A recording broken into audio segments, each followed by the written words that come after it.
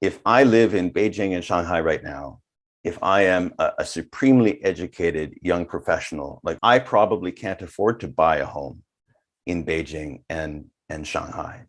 So when even the new economic elites can't buy a house, it's going to be difficult to continue to sell the story of everybody's going to get wealthy. And now let's go to London. And we're going to have Christoph Katana from London, from your office, your home. I hope you will speak a few words and then we'll have floor from your audience, whatever. Okay, the floor is yours. Thank you, Professor Zhang. I'm a political scientist. My PhD at Oxford is actually in the politics of China. And so I tend to look at any government act from the position of trying to understand the role of power in society. And so that's the lens with which I look at the Common Prosperity Policy. It is so important to humanity that we're exploring the question of how to get there. I think it's probably true that no large country that has gone through rapid industrialization, and Dr. Islam, as you say, we're in the fourth industrial revolution now. No large country that has figured out how to harness capital, how to harness innovation to create wealth, has also figured out the equitable distribution of that wealth. And so as humanity, as civilization, we're still working on that problem. And that there are very ambitious and different projects underway across the globe working on that problem, I think is a good thing. And so it's a good thing that here we have this massive, successfully developing country, which is China, saying, okay, here's how we're going to try to get there. So that's just some of my preface. In terms of a kind of political analysis of why this policy comes out of Beijing now, it makes a lot of sense from a kind of a political economy point of view. And I guess I'll just briefly make 3 points on that. One, I think it's fair to say that the Chinese Communist Party has a historical sensitivity to public instability. I think it's probably fair to say that the Chinese Communist Party looks at itself as proof of what is possible when a counter narrative becomes strong.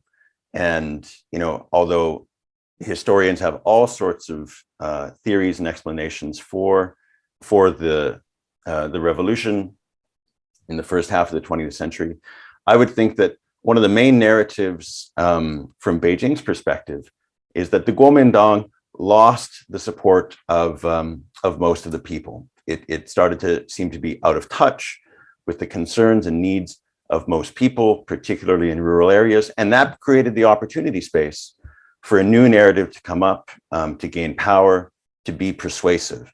And on the back of that narrative, on the back of offering to offer a more equitable distribution to everyone, we came to power. So I think that there is this kind of historical sensitivity to instability and social instability within the Chinese Communist Party. And I think this Common Prosperity Policy is in part a response to that. My second point would be, okay, well, if we look at modern China today, having gone through the past 30, 40 years of rapid development, and ask ourselves, where are the signs of instability in society today? There are several divisions that have not yet been solved and that are difficult divisions for China to solve. One remains the urban and the rural divide, very different economic outcomes in urban and rural China. Another remains the coastal interior divide, which really hasn't moved much over the past 30 years. There is, as we look across industry sectors, tech has done fabulously well of late. Other sectors, mama hoo-hoo, right? And economic inequality has really shot up. I don't think that it's it's a situation where China is looking at where the US is at and saying, we don't want to end up there with that kind of inequality. Statistically, it's more like we're already there. So when President Xi Jinping talks about a goal of an olive-shaped income distribution, it comes from a place where right now it is a kind of a top-heavy pyramid, or at least that's the shape that we've been building over the past 30 years. And I suppose then my third point in terms of a political analysis is that the Chinese Communist Party needs to renew its source of legitimacy. Originally, we were a revolutionary party, and that was our legitimacy. We won the revolution. But the revolution was 70 years ago. And so, now it's about delivering the goods. We know that economic growth is slowing down. So it's going to be difficult to deliver the goods if what that means is just constant, rapid economic growth. If I live in Beijing and Shanghai right now, if I am a supremely educated young professional, like working at a major consultancy, unless my parents have wealth, I probably can't afford to buy a home in Beijing and Shanghai. So when even the new economic elites can't buy a house, it's going to be difficult to continue to sell the story of everybody's going to get wealthy.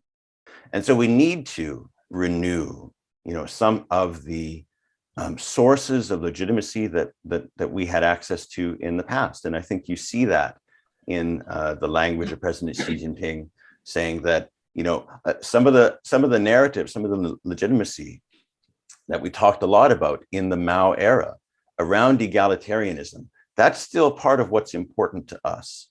And if we can put that narrative forth and kind of shift people's expectations from we're all going to get rich to let's build maybe not an egalitarian society, but a more equitable society, then that's what's going to earn the right to rule for the next 50 years or the next 70 years.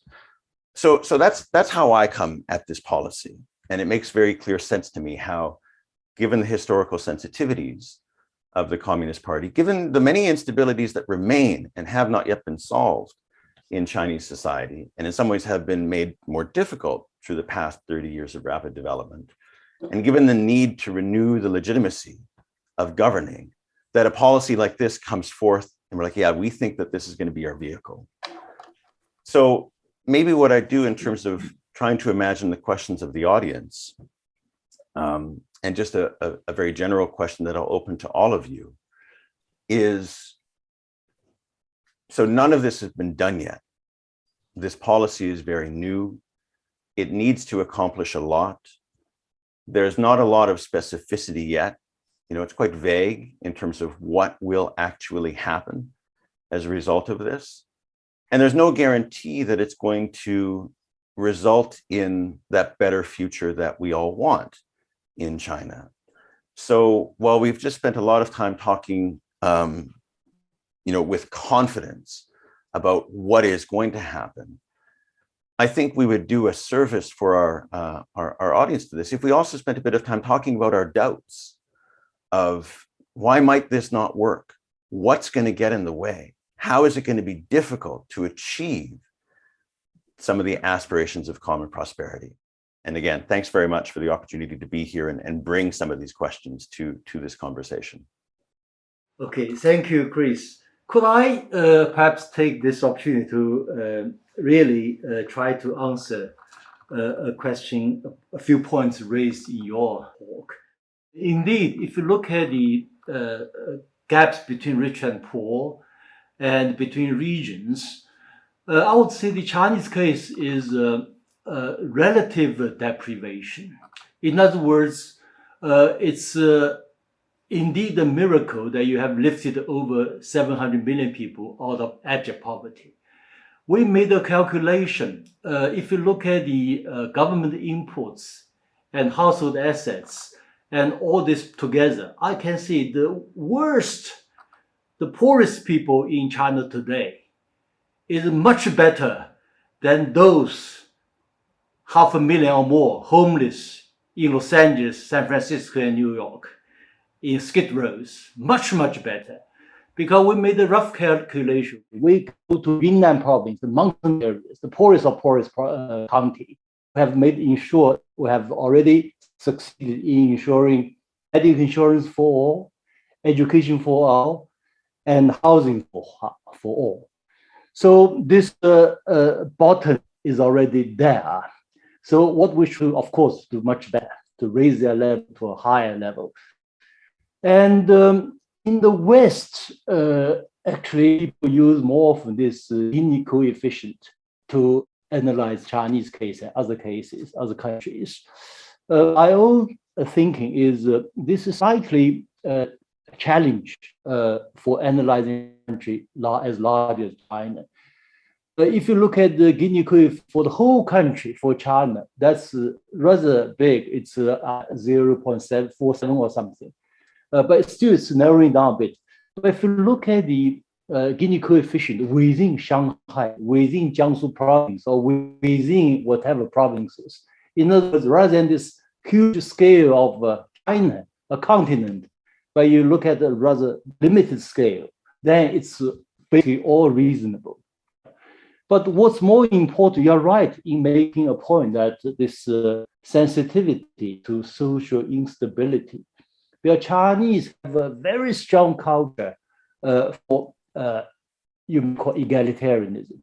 As Confucius famously said, don't be afraid of poverty, but you cannot have polarization. Indeed, the long-term strategy since Deng Xiaoping in the early 1980s, he said would allow some people, some region to come out first, prosperous, and then bring the rest into common prosperity. So that's a strategy for 30, 40, 50 years. Now we're at this stage. And then if you look at the regional differences, I've been to all these interior provinces over the past 5 years. For at least 15 years running, all China's internal and western part of China have developed faster than coastal China. And there is what I call interactive relationship, positive interactions between coastal provinces and the interior provinces. So this is no longer a major concern in China. A major concern is how to overcome and narrow this relative gap as the Chinese cultural tendency towards common prosperity. And then for this idea of common prosperity, maybe you fail to notice a very interesting project, because the government of China, Beijing, has identified the Zhejiang province as a pilot project province for common prosperity. The idea is by the year 2035, which means 14, 15 years from now, China will achieve basically common prosperity for the whole country. But for Zhejiang province, it will be the year 2025, which means 4 years from now. Yeah, because Zhejiang has a better starting point. If you look at the rural urban divide gap, it's roughly close to 2 times. For the whole country, 2.6 times. So the idea is by the year 2025, Zhejiang will basically achieve that. And by year 2035, the whole country will basically achieve that. And usually, as you follow China closely, China is fulfilling its plans better than most other countries, if they have any plans. I just make this brief comment. If I could just add something, Chris. The first point you made, that the Chinese Communist Party, as you said specifically, are concerned about social stability. Name a country in which the government is not concerned about its own social stability. China, concerned about its social stability, is key to allow the country's economy to continue to grow and progress, science and technology to develop. So it's not a conspiratorial theory that China is concerned about social stability. Without social stability, you don't get investments, you don't get progress, you don't get further better improvement of life. So any government will be keen. So I don't think that your first point about the Chinese Communist Party is particularly concerned about this. Actually, I think the Chinese government is less concerned about it than many other countries today, because living in China, we're living in Beijing now for 30 some years. What I've seen is the confidence of the government is far, far beyond that of many other Western or other countries' population in terms of confidence in their government. We've seen how they dealt with the pandemic. We've seen how US president wanted to inject things into his vein and use Clorox to rinse his mouth, to the Chinese that admired the US for so long, for so many years, now all of a sudden have a feel that, gee, our government seems to be more scientific and strategic and does a better job of governance than what we see in America and elsewhere. So I think the confidence of the masses are actually quite high. As many of my foreign friends who live in Beijing and Shanghai have said, this is the place where they feel the most comfortable and absolutely the safest in than walking the streets of New York at midnight. So I think, yes, there's always concern for social stability. Yes, there's always a hope that there would be no polarization in society.